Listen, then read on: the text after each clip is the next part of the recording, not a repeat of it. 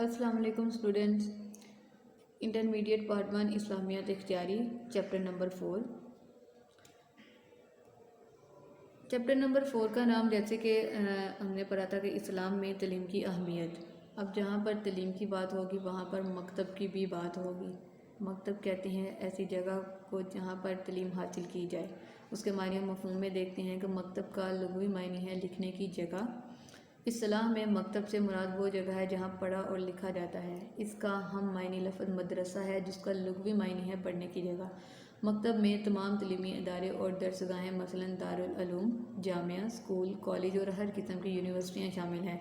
यानी हर वो जगह जहाँ पर किसी भी किस्म की तालीम दी जाती हो वो मकतब में शामिल की जाएगी। सिर्फ मदरसे को या मस्जिद को जो है वो मकतब का नाम नहीं दिया जाएगा, बल्कि जहाँ पर भी स्कूल, कॉलेजेस, यूनिवर्सिटीज़ जो भी ऐसा मस्जिद हो या फिर कोई मदरसा हो, जो भी ऐसा इदारा जहाँ पर बच्चों को पढ़ना लिखना सिखाया जाता हो, जहाँ पर उन्हें तालीम दी जाती हो, उसे मकतब कहा जाता है।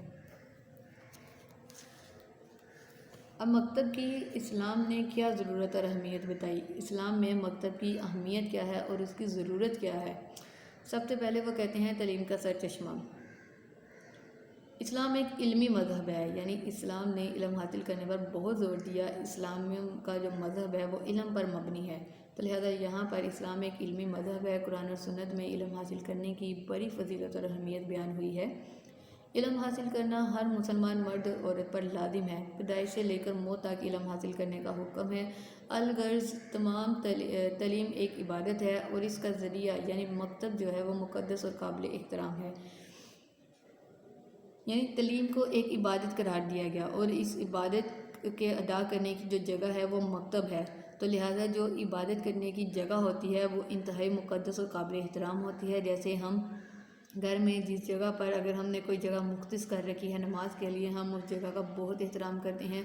हम मस्जिद का बहुत एहतराम करते हैं। हम ऐसी जगह जहाँ पर नमाज या फिर कोई भी इबादत की जाती हो, हम वहाँ पर अदब से जो है वो उनका एहतराम करते हैं। तो लिहाजा मकतब क्योंकि तालीम भी एक इबादत है, तो इसलिए हर वो इदारा जहाँ पर तालीम दी जाती है वो काबिल इज़्ज़त और एहतराम है और उसको मुक़द्दस करार दिया गया।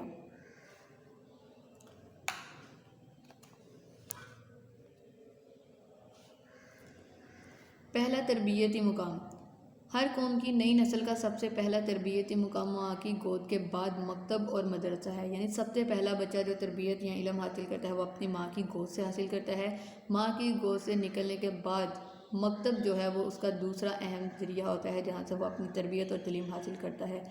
मकतब कौम के नौ नहालों यानी बच्चों को जिस सांचे में चाहे डाल दे, क्योंकि बच्चा मकतब में बिल्कुल साफ जहन लेकर जाता है। फिर वहाँ जो कुछ इसके उस्ताद इसके जहन पर लिख देते हैं वही बातें हमेशा के लिए नक्श हो जाती हैं।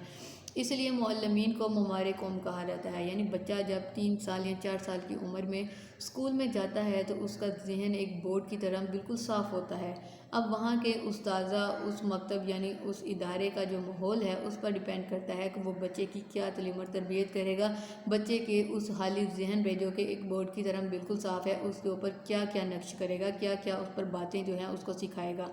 और ये तमाम ज़िम्मेदारी जो होती है ये तरबियती जो हमारे इदारे हैं, ये तो एक तो वहाँ के माहौल की और दूसरी उस्तादा की होती है जो बच्चे को तालीम सिखाते हैं।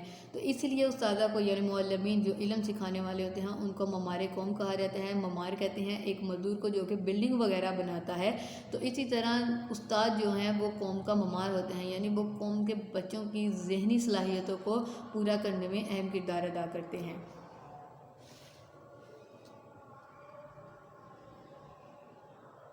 पॉइंट नंबर 3 में यहाँ पर वो बात बयान करते हैं कि कौमों की तमीर और तरक्की और अरूज व ज़वाल।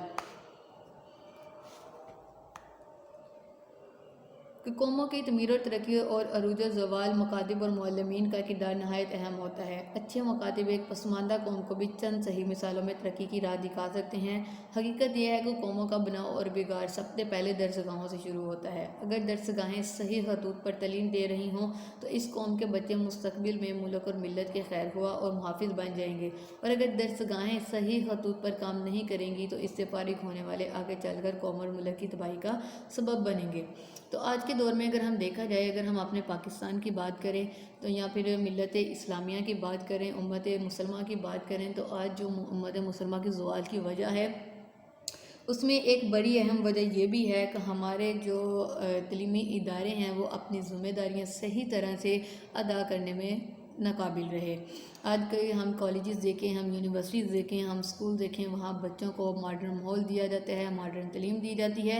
اسلام کی جو تعلیم ہے اس سے بچوں کو بہت دور کر دیا گیا ہے۔ اگر ہم اپنا انٹرمیڈیٹ کا سلیبس ہی دیکھ لیں تو اس میں جو ہماری اسلامیات لازمی کی جو کتاب ہے وہ اتنی چھوٹی ہے کہ اس میں صرف چند اصول و ضوابط جو بچہ 10 سال کے سے پڑھتا آ رہا ہے وہی اس کو سکھائے جاتے ہیں۔ حالانکہ ضرورت اس بات کی ہے کہ پہلی کلاس سے لے کر بچے کو وہ تمام بنیادی اصول جو ہیں وہ اس کو نہ صرف سکھائے جائیں بلکہ ان بچوں کو ان پر عمل کرنے کی بھی ترغیب دی جائے۔ تو آج کے ہمارے جو تعلیمی ادارے ہیں، ہماری جو امت مسلمہ کی جو نئی جنریشن ہے اس کے جو زوال کی وجہ ہے، ان کی جو مغرب کی تقلید کرنے کی ان کی جو سوچ مغربی یورپین ہے، وہ یہی وجہ ہے کہ ہمارے اداروں نے جو ماحول ہے ان کو وہ اس طرح سے مہیا کیا، بچوں کو اسلامی حدود سے بہت دور کر دیا گیا، ان کو اسلامی حدود کے بارے میں ان کا تعارف، ان کا انٹروڈکشن نہیں کروایا گیا۔ لیکن یہاں پر ایک قابل غور بات یہ بھی ہے کہ جہاں پر اساتذہ اور تعلیمی ادارے اپنی ذمہ داریاں ادا کرنے میں ناقابل رہے، سب سے پہلے وہاں پر جو اپنی ذمہ داری پوری کرنے میں ناقابل رہے وہ ہیں والدین، کیونکہ والدین جو ہوتے ہیں وہ بچے کی سب سے پہلی درسگاہ ہوتے ہیں۔ جب بچے کو گھر میں ایک ایسا ماحول دیا جائے گا جو کہ بہت لبرل اور ماڈرن ہوگا تو بچہ اسکول سے چاہے کچھ بھی سیکھ کر آئے وہ گھر میں تب تک اس کو پریکٹیکلی عمل نہیں کر سکتا جب تک کہ اس کے والدین اس کا ساتھ نہ دیں گے۔ فار ایگزامپل، بچے کو اسکول میں سکھایا جاتا ہے کہ تم نے 5 وقت کی نماز جو ہے وہ پابندی کے ساتھ پڑھنی ہے۔ اب بچہ گھر میں آتا ہے، وہ اپنے گھر میں آ کر دیکھتا ہے کہ اس کی ماں باپ جو ہیں، اس کے باقی بہن بھائی جو ہیں یا گھر کے جو بزرگ جو ہیں وہ نماز ادا نہیں کرتے، تو وہ بچہ صرف اس بات کو، ٹیچر کی بات کو سنے گا ہی، اس پر عمل نہیں کرے گا۔ لیکن اگر بچہ اسکول سے یہ سیکھ کر آتا ہے، وہ گھر میں آ کر یہ بتاتا ہے تو والدین جو ہیں وہ نماز پڑھتے ہیں خود بھی اور بچے کو بتاتے ہیں کہ واقعی تمہاری ٹیچر نے یہ بات صحیح کہی تھی، نماز جو ہے وہ ہر مسلمان پر پڑھنا فرض ہے، تو بچہ خود بخود جو ہے وہ استاد کی بات سن کر اس پر عمل کرنا شروع کر دے گا۔ تو یہاں پر آج کے جو مسلمان بچوں کی جو ایک زوال کی بڑی وجہ ہے وہ یہ بھی ہے کہ ہمارے جو تعلیمی ادارے، ہمارے اساتذہ اور ہمارے ماں باپ اپنی اپنی ذمہ داریاں ادا کرنے میں کافی حد تک جو ہیں وہ ناکام رہے۔ تو یہ تھا ہمارا ٹاپک جس میں ہم نے مکتب یعنی ایسی جگہ جہاں پر تعلیم حاصل کی جاتی ہے اس کے معنی اور مفہوم پڑھا کہ مکتب جو ہے ہر وہ جگہ جہاں پر پڑھنا اور لکھنا سکھایا جاتا ہے اس کو مکتب میں شامل کیا جاتا ہے۔ اس کے بعد اس کی اہمیت اور ضرورت کے بارے میں پڑھا کہ ہمارے اسلام نے مکتب کی کیا اہمیت رکھی ہے اور مکتب کی جو ہے وہ ضرورت کیا ہے، کیوں ہمیں مکتب کی ضرورت ہے۔ تو ہم نے اس میں تعلیم کا سرچشمہ، پہلا تربیتی مقام، قوموں کی ترقی اور عروج اور زوال جو ہے وہ مکتب کے ذریعے سے ہی ہوتا ہے، اس لیے مکتب کی اسلام نے بہت زیادہ اہمیت اور ضرورت دی۔ تو ہمارا یہ ٹاپک جو ہے یہ یہیں پر کلیئر ہوتا ہے، ہمارا ٹاپک یہیں پر ختم ہوتا ہے۔ نیکسٹ ہم جو ہے وہ ٹاپک مکتب کا کردار جو ہے وہ ہم شروع کریں گے۔ اللہ حافظ۔